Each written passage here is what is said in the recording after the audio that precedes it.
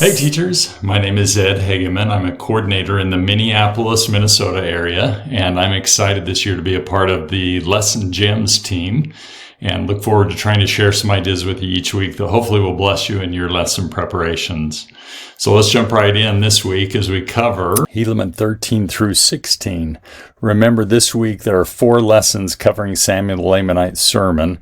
So this first day is simply going to focus on how you can help students understand the role of prophets and how prophets can help us. If I was teaching this to a seminary class, I would give them each a blank piece of paper and tell them that they have 1 minute to diagram Lehi's dream as found in 1 Nephi chapter 8. It's up to you if you want to let them look at chapter 8 for a minute or not, but then go ahead and time them for 1 minute. Tell them to keep it really simple because they only have a minute. At the end of that minute, have them show their drawings to each other and ooh and ah at the wonderful artists that they are. Have them look and make sure that every part of the dream is included in there. And the reason why I would have them start off with this is the whole lesson for Helaman 13 through 16 today, again, is helping students understand the role of the prophets and how they can help us. We're looking at a group of people who believed and followed the prophets and those who didn't and criticized them as we go through these chapters. So I want them to see then in 1 Nephi 8, we have Lehi at the tree of life inviting people to come to Christ, the tree of life. And you have those in the large and spacious building who are trying to get people to let go of the iron rod, even if they've tasted the fruit, to try to get them to leave and to come over to the large and spacious building. That dream is exactly what we see today, as we have prophets inviting us to come to Christ, and we have those who are trying to get us to leave the church, leave the iron rod, leave the Word of God, leave prophets, and to even turn and to mock them. As a matter of fact, I would want to show them Nephi's vision that he sees of the tree of life, and specifically these verses right here where Nephi sees Christ crucified. He lifted up on the cross and crucified, but after that what he saw was startling and sad. He sees the multitudes of the earth gathered together. He sees them in the large and spacious building, and look at what happens here. Behold the world and the wisdom thereof. This is the Lord speaking unto Nephi when he says, Behold the world and the wisdom thereof. Yea, behold the house of Israel hath he gathered together to fight against the 12 apostles of the Lamb. That is one of the saddest verses in scriptures, that the house of Israel, people who have entered into covenants, end up turning and fighting against the apostles of the Lamb.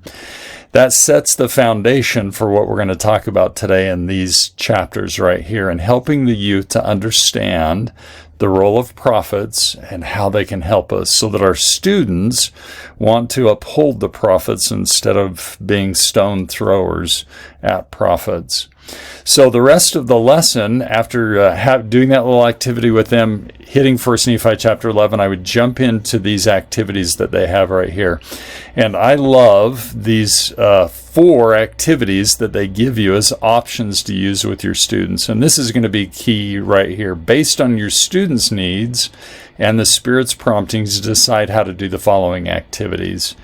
And they give you some different options here about how you might want to do that with your students. These are really, really well done, and I wouldn't drift from these at all. I wouldn't adapt these at all. I would just adopt these activities. The only thing you're going to adapt is how you're going to incorporate these in your class. So depending on the number of students you have, whether you put them in small groups or whether you have them work on these individually and then present to the class, you'll be guided as to how to best do that. I want to give you 2 other resources as tools that you might use when you're going through these activities. You might give these to one of the groups to use, or you might just use these at the end of the lesson.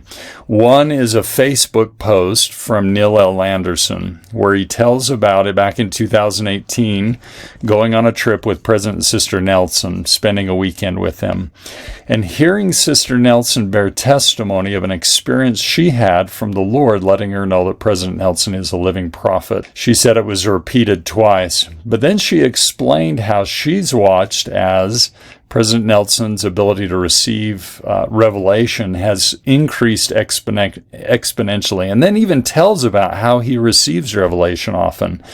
She explained he keeps a lined yellow pad of paper beside his bed. Then she declared, in the morning he holds up a half a page to 1.5 page of notes with joy. She goes on to tell about one specific experience she had where she felt impressed to leave the bedroom. 2 hours later, he emerged from the room. Wendy, you won't believe what's been happening. The Lord has given me detailed instruction on what I am to do. This ties in so good, especially with this first activity. A prophet's message is not his own. It comes from the Lord. I would use it right there. Let the group use it, or you may want to use it. It's powerful. The other tool that you may want to use is this talk from Sheri Dew, Prophets Can See Around Corners. It is so good. A lot of you have probably heard this before. If you haven't, check it out. At the end of this talk, she goes through 5 crucial truths about prophets. And it ties in so well with this lesson. She goes through these 5 truths, and she bears such powerful witnesses, a powerful witness that she knows that President Nelson is a prophet of God. I hope by the end of today's lesson that the youth leave with a deeper understanding of why it's so important to follow living prophets, that they understand how these prophets can bless them in their efforts to come to the tree of life, to come to Christ and deepen their conversion to Him and His restored gospel. Thanks, teachers, for all you do. Hopefully this has been helpful as you dive in at the beginning of this year and help to solidify students' testimonies of Jesus Christ and His restored gospel, including living prophets.